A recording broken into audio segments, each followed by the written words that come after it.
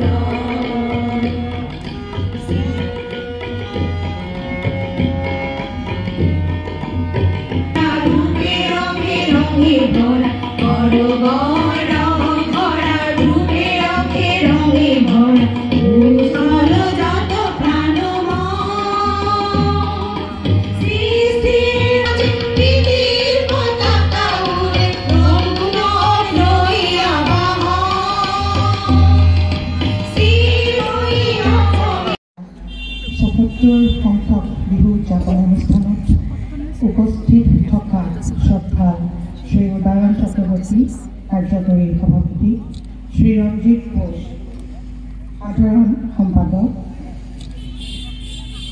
ইয়াত উপস্থিত থকা শ্ৰী বিমল স্বামী আয়ুক্ত অসম ৰাজ্যিক জনসেৱা, Shri Dipak Saha chairman Dhubri Gauripur development authority, ইয়াত উপস্থিত থকা শ্ৰী ৰঞ্জিত ৰয় ছ'চিয়েল ৱৰ্কাৰ, বিশিষ্ট ব্যক্তিসকল আৰু ইয়াতে উপস্থিত থকা সাংবাদিক বন্ধু বান্ধৱসকল আৰু শ্ৰদ্ধাৰ ৰাইজ,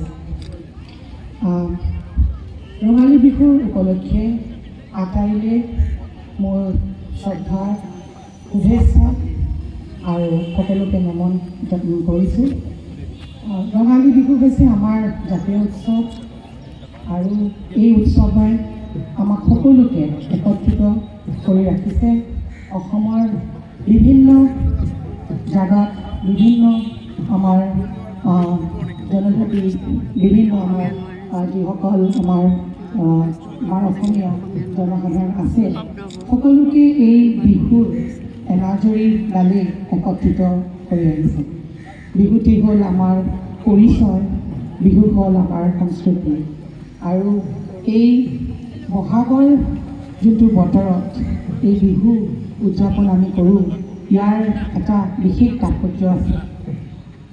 বহাগে আনে সুখৰ বতৰা, যেতিয়া বহাগ আহে, আমাৰ মনচুন যেতিয়া আহে, তেতিয়া আমাৰ গছে পাতে সকলোৱে ৰূপ সলায়, ধুনীয়া গছত ফুল ফুটে আৰু আমাৰ যিবিলাক আমাৰ যি মন প্ৰাণ সকলোকে আমাক এটা বেলেগ ধৰণৰ এটা অনুভূতি এটা দিয়ে আৰু আমাৰ এনেকুৱা লাগে যেন গছেও গান গাই আছে, পাতেও গান গাই আছে আৰু আমি সকলোৱে বিহু যোনটো আমাৰ উৎসৱ, এই উৎসৱত আমি সকলোৱে আমি উল্লাস মনেৰে আমি সকলোৱে ইজনে সিজনক আমি সম্ভাষণ জনাওঁ, ইজনে সিজনক আমি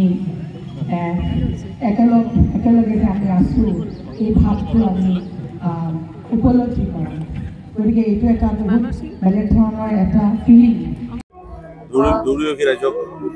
ধুবুৰীবাসী ৰাইজলে আন্তৰিক শুভকামনা, শুভেচ্ছা আৰু আমাৰ ৰঙালী বিহু সকলোকে যাতে সকলোৰ জীৱন যাতে মংগলময় হয় আৰু এইটো এটা উৎসৱ, এটা ৰঙৰ উৎসৱ আৰু সকলোকে একত্ৰিত কৰাৰ এটা উৎসৱ আৰু এইটো আমাৰ জাতীয় উৎসৱ। আমি এইটো পাহৰিব নালাগে আৰু প্ৰত্যেকৰ মনত যাতে আনন্দ আৰু উল্লাস যাতে জাগে আৰু ইজনে সিজনৰ প্ৰতি যোনটো ৰেচপেক্ট আছে আৰু একেলগে আমি সকলোৱে মিলিজুলি বিহু যাতে উদযাপন সকলোৱে কৰিবলৈ আগবাঢ়ি আহোঁ তাকে কামনা কৰিলোঁ। ধুবুৰী কেন্দ্ৰীয় ৰঙালী বিহু উদযাপন কৰিবলৈ যিজনে বছৰে বছৰে পালন কৰি আহিছে সেইটো চাই কেনে লাগিল? বহুত বেছি মই ইনস্পায়াৰ্ড হৈছোঁ, বহুত মোৰ ভাল লাগিছে, কাৰণ 76 years কণ্টিনিউ কৰাটো সেইটো ইমান সহজ কথা নহয়। কাৰণ ধৰক বহুত বেলেগ বেলেগ মানুহ আগতে আছিলে, প্ৰথমতে যেতিয়া ষ্টাৰ্ট হৈছিলে ডেফিনেটলি তেওঁলোকে বহুত আন্তৰিকতাৰে কামটো কৰি আছে আৰু আন্তৰিকতা আছে কাৰণে আজি আমি 76তম যোনটো তেখেতসকলে আয়োজন কৰিছে সেইটো মানে আমি ইয়াতে পাৰ্টিচিপেট কৰিব পাৰিছোঁ আৰু শলাগ লৈছোঁ মই, কাৰণ তেওঁলোকে যিভাৱে কণ্টিনিউ কৰিছে আৰু যিভাৱে তেওঁলোকে এটা পৰিৱেশ ইয়াতে মানে গঢ়িছে, ইয়াত সকলোৱে আগবাঢ়ি আহিছে। বহুত মানে মই অল্ড জেনেৰেশ্যনৰ মানুহ দেখিছোঁ, তেখেতসকলে নিশ্চয় প্ৰত্যেক বছৰে ইয়াতে চাগে আহে। গতিকে তেখেতসকলক মোৰ ফালৰ পৰা মানে বিশেষভাৱে মই তেখেতসকলক ধন্যবাদ জ্ঞাপন কৰিম। আৰু আজি যিসকল নৱপ্ৰজন্ম আছে আমাৰ এই এণ্টায়াৰ ৰিজনৰ, তেখেতসকলেও যাতে আমাৰ যোনটো বিহুৰ যোনটো মেছেজ, যোনটো তাৎপৰ্য সেইখিনি যাতে আমি আমাৰ লগতে যাতে তেওঁলোকে যাতে বুজে আৰু যাতে আমি আমাৰ যোনটো এইটো যোনটো আমাৰ কালচাৰ হয়, ট্ৰেডিশ্যন হয়, সেইখিনি যাতে আমি সদায় যাতে আমাৰ নৱপ্ৰজন্মৰ মাজতো যাতে আমি সেইখিনি তেখেতসকলক মেছেজ দিব পাৰোঁ আৰু ইমানেই।